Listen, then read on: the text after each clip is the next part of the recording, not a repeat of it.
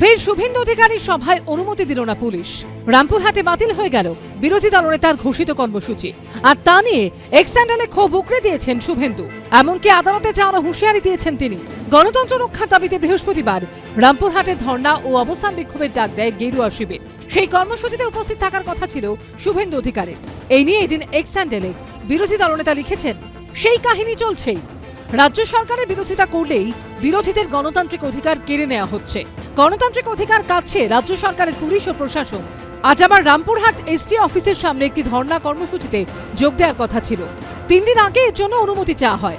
শেষ মুহূর্তে বৈধ কারণ ছাড়াই পুলিশ অনুমতি দিতে অস্বীকার করে। তাই এই দিনের কর্মসূচি বাতিল করা হচ্ছে। সোশ্যাল মিডিয়ায় পুলিশের কাছে পাঠানো চিঠি ও পাল্টা পুলিশের পাঠানো চিঠি দুটোই শেয়ার করেছেন বিরোধী দলনেতা। যেখানে দেখা যাচ্ছে চলতি মাসের 22 তারিখ পুলিশের কাছে অনুমতি চেয়ে চিঠি দিয়েছে বিজেপি।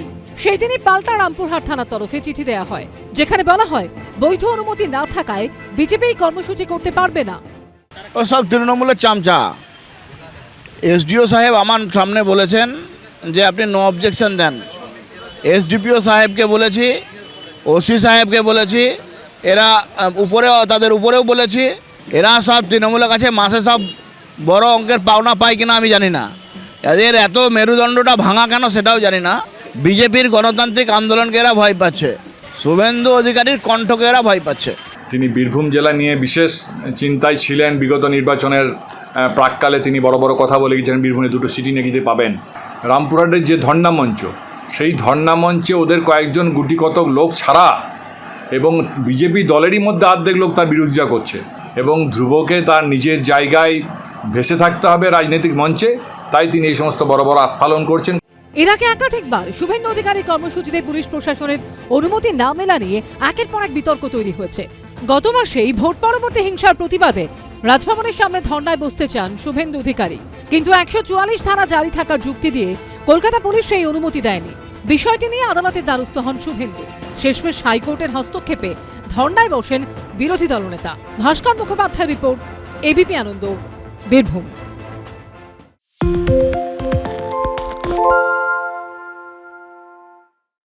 সত্য অন্তহীন, সত্যের খোঁজও তাই, সত্য সন্ধানে তাই আমরা অক্লান্ত, অকুতভয়। এবিপি আনন্দ নতুন ভাবনার প্রতীক, যা মনে মুক্ত, তথ্যে যুক্ত এবং যাবতীয় সীমানার বাঁধন থেকে মুক্ত।